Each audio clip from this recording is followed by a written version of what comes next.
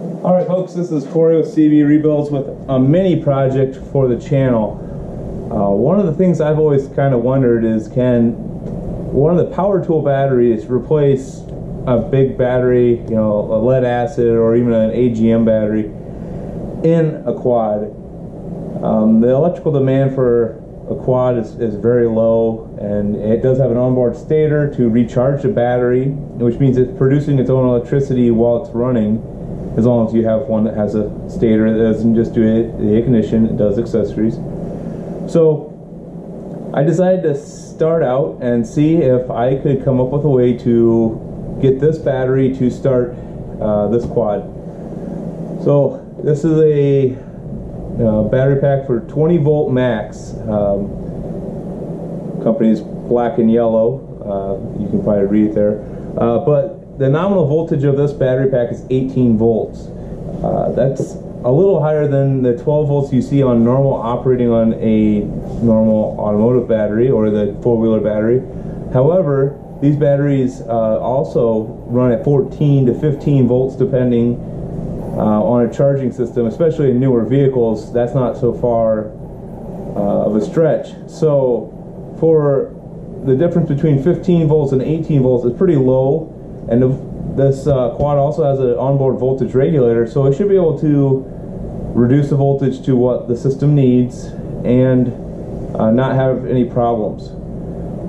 So how do you get this battery to hook up where this one hooked up? And that's where something like this comes in.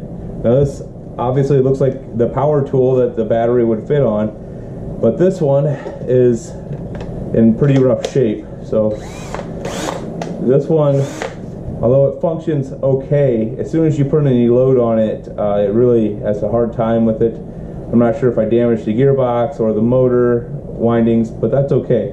What we're looking for is basically the connection right here where it locks the battery on, and it has the terminals inside to pick up the battery. So these two blades right here pick up the positive and negative of the battery and give it a nice connection.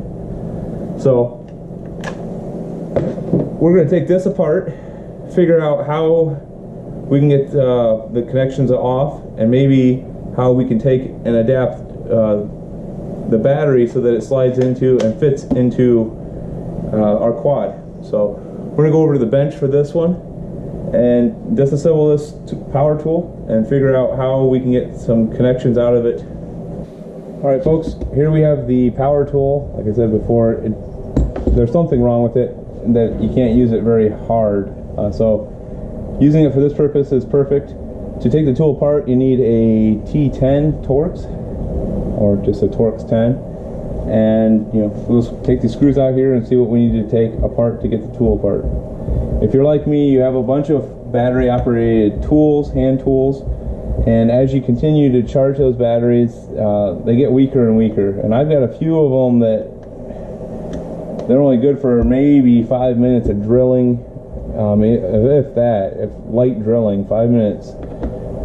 So I think something like this may be a good spot for them. I'm not exactly sure how it'll work on the recharge. It may not be a good idea at all, but for the time being, I think it's something we can test on this four-wheeler.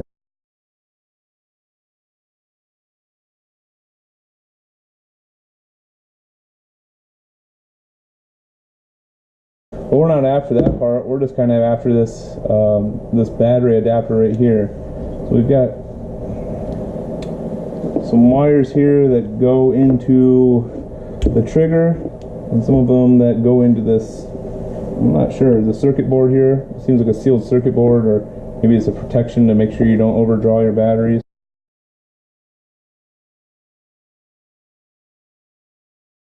They don't look like your normal copper wire. I think these are probably made out of maybe aluminum or some other bright metal. They're not gold colored like copper. So we've got the adapter that we're after, and so if we put that on the battery, you can see now we can, if we follow the normal wire colors, red's going to be positive and the black will be the negative or the ground. So we've got a way to get the voltage out, but how are we going to connect this to the four-wheeler, because it's got like battery lugs, and I really don't want to remove those at this point because I may have to go back to a battery. I'm not sure. So looking through one of my drawers, I found a box of lugs. So these are like lugs that you can put on heavier cables, and this hole matches up with the hole in the battery cable already, so I think I can take this and bolt this to the battery cable we've got over there. So you can just use a normal bolt to go through it, and that should give us a way to connect, you know, from this to the battery. But I don't think these wires are going to be long enough, or they're, in my opinion, they're not quite heavy enough. This is what I came up with for an adapter. So you got the black piece here that we took from the drill, and I found some heavier gauge wire in a box of wire that I keep from different projects or whatever I'm taking apart. So I took that wire and split it around the terminal, and then took the wire that was on the terminal, stripped all the way back as far as possible, and wound it around the copper wire that I have. Then I had to use a torch to get this hot enough to draw the solder in. So this is, you know, a very big wire, and it takes a lot of heat to get the solder to draw in. But I was able to get it hot enough. I didn't film that because I didn't think about it.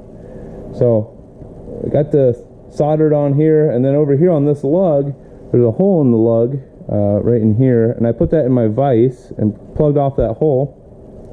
Then I used my torch again to heat this lug and filled it full of solder, and then dipped the wire in. So the wire was dipped in hot, and then I pulled the heat off and let it set up, and it really has a nice joint in that lug.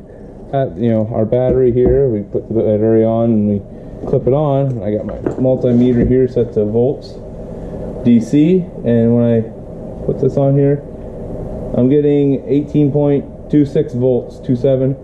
So I'm able to get the voltage out now, but this isn't going to hold it. As you can see, it doesn't take very much force at all to pull off.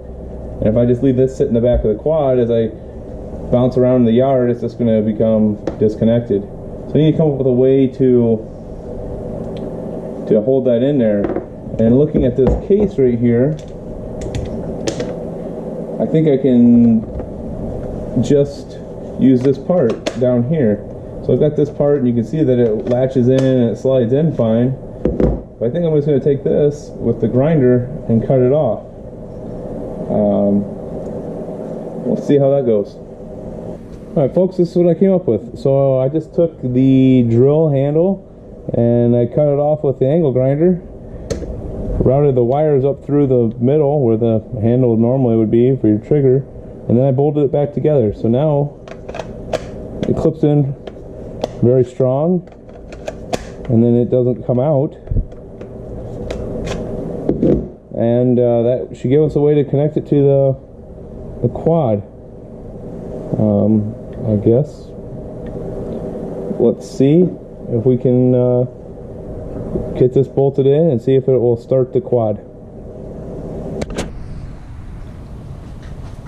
Alright, so I got this all laid out. I've got the polarity marked, and then I also slid on a piece of non-marine heat shrink tubing.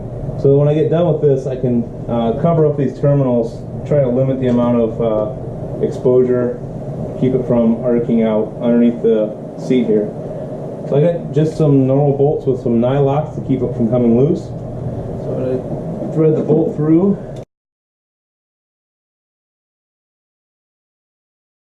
Always leave this in here for later, and this goes with electrical tape. So let me grab some and we'll get that.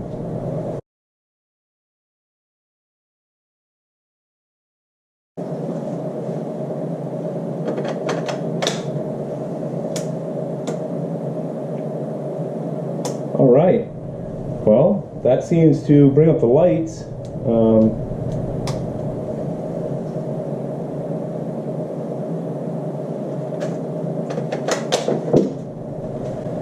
Alright, so we'll get the battery connected. Let's see if we can get this thing to roll over, because that would be pretty nice if we could get it to roll over and start. So let's go ahead and give it a shot.